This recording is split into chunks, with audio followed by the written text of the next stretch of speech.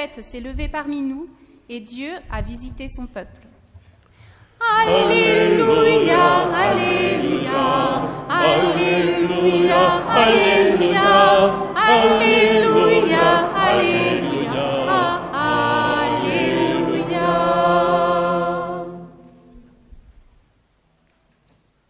Le Seigneur soit avec vous. Et avec votre esprit. Évangile de Jésus-Christ selon saint Marc. Gloire à toi, Seigneur. Toute la journée, Jésus avait parlé à la foule. Le soir venu, Jésus dit à ses disciples, « Passons sur l'autre rive. » Quittant la foule, ils emmenèrent Jésus, comme il était, dans la barque, et d'autres barques l'accompagnaient. Survient une violente tempête. Les vagues se jetaient sur la barque, si bien que déjà elle se remplissait. Lui dormait sur le coussin, à l'arrière. Les disciples le réveillent et lui disent « Maître, nous sommes perdus, cela ne te fait rien ?» Réveillé, il menaça le vent et dit à la mer « Silence, tais-toi !» Le vent tomba et il se fit un grand calme. Jésus leur dit « Pourquoi êtes-vous si craintifs? N'avez-vous pas encore la foi ?» Saisis d'une grande crainte, ils se disaient entre eux « Qui est-il donc, celui-là, pour que même le vent et la mer lui obéissent ?» Acclamons la parole de Dieu. Louange à toi, Seigneur Jésus.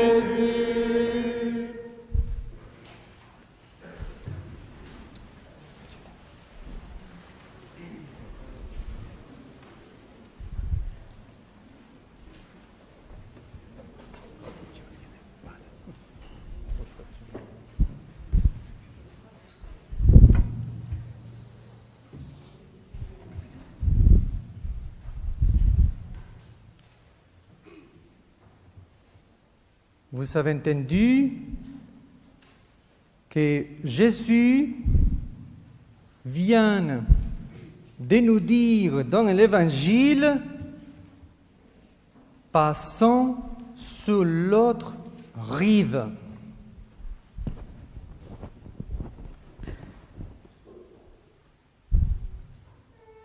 Alors, cette petite phrase dite par Jésus nous invite à nous mettre en mouvement.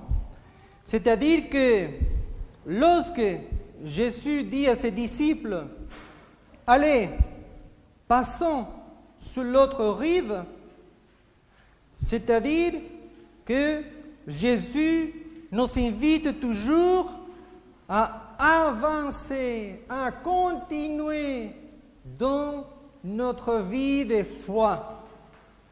De ne pas rester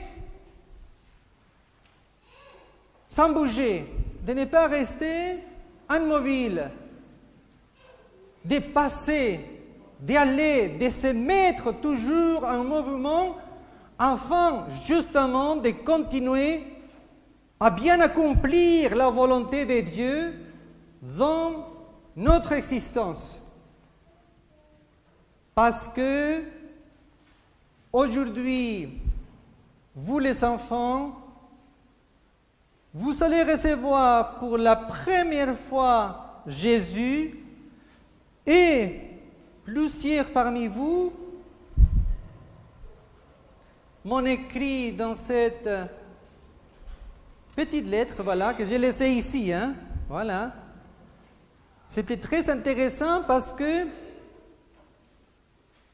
vous avez écrit que vous avez reçu le baptême et qu'aujourd'hui c'était un grand jour parce que c'était le jour de votre première communion.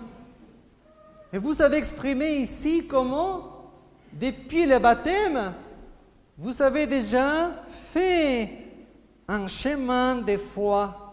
Et vous voyez, donc vous avez accepté cette invitation de Jésus qui vous a dit aussi, à travers les paroles, à travers les catéchistes, qui vous a dit, allez, passons à l'autre rive, c'est-à-dire de continuer votre chemin de foi avec lui. Bon, je reviens à l'Évangile et nous avons remarqué qu'après cette invitation de Jésus, il y a le lac, voilà, c'est un très beau lac de Galilée, et ensuite dans cette barque qui nous mentionne l'Évangile, il y avait les disciples qui étaient là avec Jésus. Voilà, pour le moment, tout se passe bien, ils étaient tous là, c'était sympa, et dans ce moment donné, qu'est-ce qui se passe? Au milieu de la traversée, il y a une grosse... Très bien. Bravo. Au moins, il y a quelqu'un qui suit, hein? Bravo. Et là, au milieu de cette tempête, c'est la panique. Ça fait peur. Ça fait peur, hein? Oh, qu'est-ce qu'on va faire? Et en plus, l'Évangile nous dit que Jésus dormait. Bon, donc c'était la catastrophe. On est au milieu des lacs, Jésus qui dort et la tempête.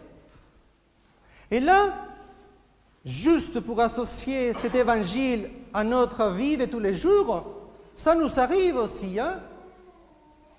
La barque de notre existence, la barque de notre vie, qui est parfois secouée par les difficultés, par les problèmes. Et ensuite, à notre tour aussi, parfois, cette question de nous demander, mais où es-tu, Jésus? Qu'est-ce que tu fais, Jésus, dans notre vie, dans notre existence? Comment pouvons-nous, Seigneur, remarquer, savoir que tu es là dans ma vie? Et c'était ça la question des disciples, parce que c'était un peu la panique. Donc, ils ont dit, mais il faut réveiller tout de suite Jésus parce qu'il dort, il faut lui dire de nous sauver, parce que là, on commence vraiment à paniquer. Et là, c'est le message de l'Évangile pour nous tous, de lui faire confiance. C'est très important de lui faire confiance. Même dans les situations plus difficiles et compliquées, il faut faire confiance à Jésus. C'est très important. Même si parfois, on dit qu'il dort, mais il ne dort pas. Sa présence est toujours avec nous. Et cette présence, les enfants, vous allez la ressentir de façon plus forte dans quelques minutes, lorsque vous allez les recevoir, parce qu'ils viennent vers vous. Et là, je vais me permettre, bien sûr, de ne pas tout lire, parce que c'était tellement beau, tout ce que vous avez écrit, que déjà, je vais faire aussi un cadeau à Jésus, parce que lui viendra dans quelques minutes sur l'autel. Nous allons présenter les pains et les vins qui vont devenir le cœur et le sang de Jésus. Et je me suis dit, là, je vais déposer ici, voilà, les lettres que vous m'avez adressées. Hein?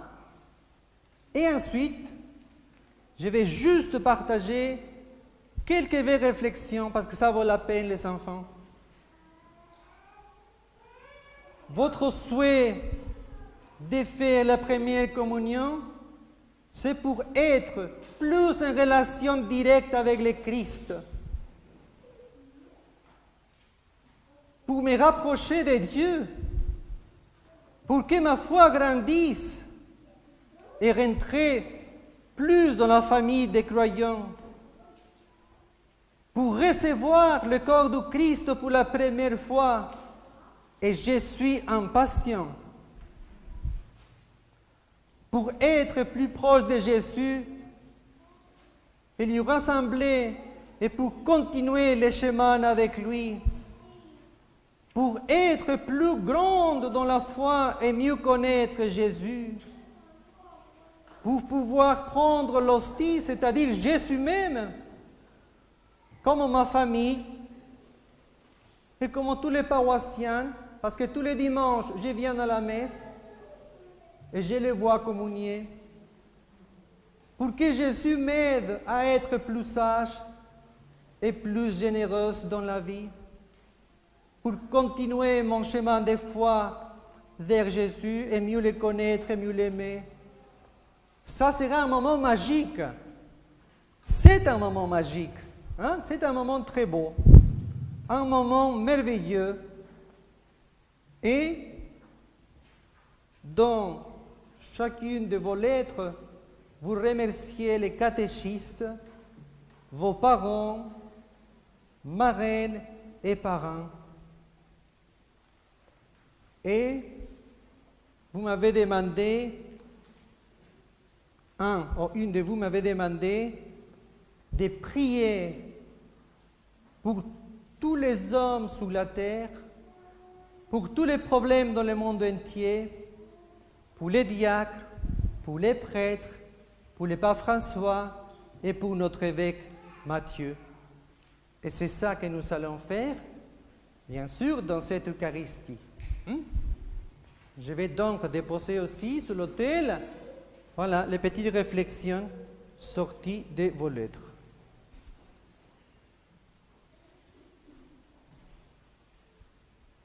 La tempête a été apaisée par le Christ. Laissons le Christ nous aider toujours à retrouver le calme et la paix dans notre vie. Amen.